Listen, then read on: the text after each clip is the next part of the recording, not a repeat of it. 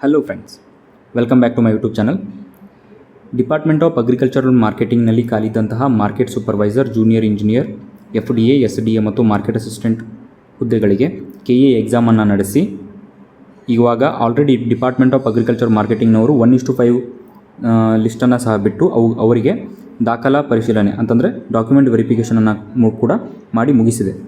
So ಈ 5 ಪೋಸ್ಟ್ಗಳಲ್ಲಿ market supervisor ಮತ್ತು ಜೂನಿಯರ್ ಇಂಜಿನಿಯರ್ ಹುದ್ದೆಗಳಿಗೆ 1:1 ಈಗ already department of agricultural marketing release ಮಾಡಿದೆ.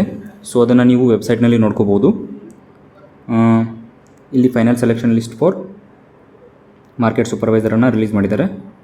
ಇದನ್ನು ನೀವು ನೋಡ್ಕೋಬೋದು.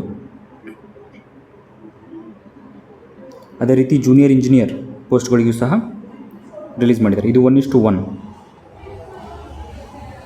ಹಾಗಿದ್ದರೆ FDA, SDA ಮತ್ತು ಮಾರ್ಕೆಟ್ ಅಸಿಸ್ಟೆಂಟ್ ಹುದ್ದೆಗಳು ಸಹ 1:1 ಯಾವಾಗ ರಿಲೀಸ್ ಮಾಡ್ತಾರೆ ಅಂತ ಕೇಳ್ತಾ ಇದ್ರಿ.